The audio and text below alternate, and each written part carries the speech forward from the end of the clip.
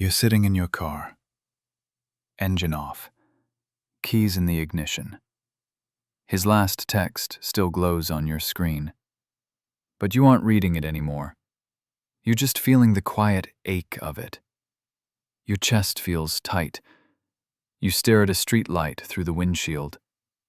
Suddenly it just feels like distance. Why does this keep happening?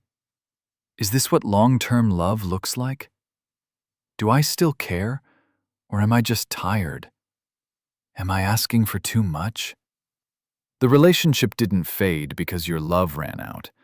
It shifted because your nervous system stopped feeling safe enough to rest. You're not failing at love. This isn't proof you chose wrong. Every person who loves deeply has stood exactly where you stand right now. By the end of this video, you'll know exactly how to disrupt the hurt cycle, hold your boundaries without pushing him away, and step into a calmer, more grounded version of yourself. Let's get into it. Most couples believe confusion is a manipulation tactic, but the real truth is predictability. Predictability is the invisible glue that keeps painful cycles locked. Your partner's nervous system reads your reaction before his mind catches up. When safety leaves a relationship, the connection doesn't vanish. It goes underground. What you call confusing him is simply stepping out of the script he's already prepared for. Most couples think love requires immediate emotional responses. Honestly, it doesn't. Here's what nobody explains. Not louder conversations, not more compromising, not forced weekly check-ins, but two people who finally feel safe enough to be honest without armor. When you stop handing him the exact reaction he expects, his defenses lose their footing. This isn't about playing games. It's about interrupting the anxious avoidant loop that drains you both daily. Your calm becomes the pattern break.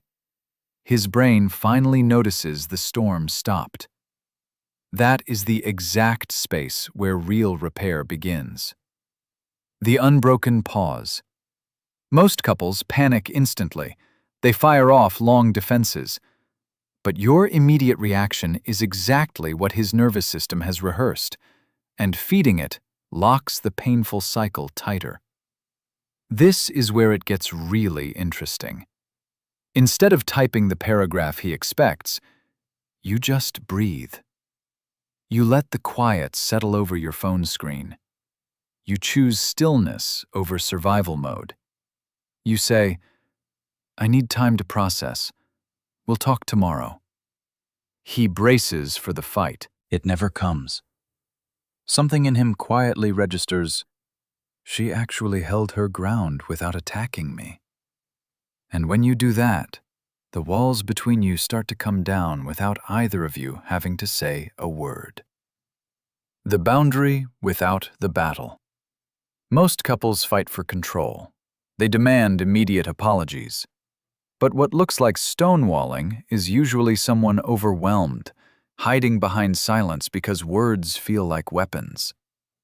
Here's the part no one talks about.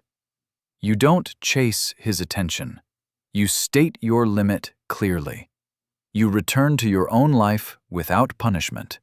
You say, "I'm not okay with how that sounded. I'm stepping back until we can speak respectfully."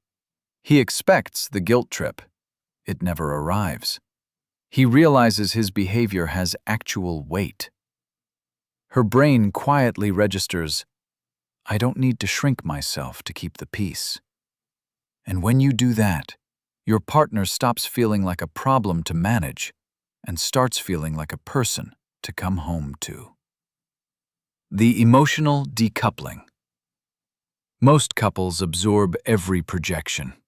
They internalize his coldness. But emotional distance in a relationship isn't like a wall. It's scar tissue that forms slowly over 100 small moments that never got repaired. And this is the one most couples never figure out. You don't absorb his mood. You watch it pass through you. You keep your energy anchored in your own center. You respond, "I hear you're frustrated. I'll be here when you're ready to connect." He throws out the bait. You simply don't bite. Something in him starts shifting. She doesn't need me to fix this. And when you do that, that's the shift that turns a relationship that feels like a negotiation into one that feels like a refuge. The return to yourself. Most couples lose themselves. They orbit his energy completely. But trying harder without changing the emotional tone only pushes a disconnected partner further away. This is where it gets really interesting. You rebuild your own presence. You redirect your longing back into your own life. You fill your week with things that actually light you up. You say nothing at all. You just live fully. He feels the space. He notices the light shifting away. His nervous system quietly tracks it. She's actually becoming whole without me.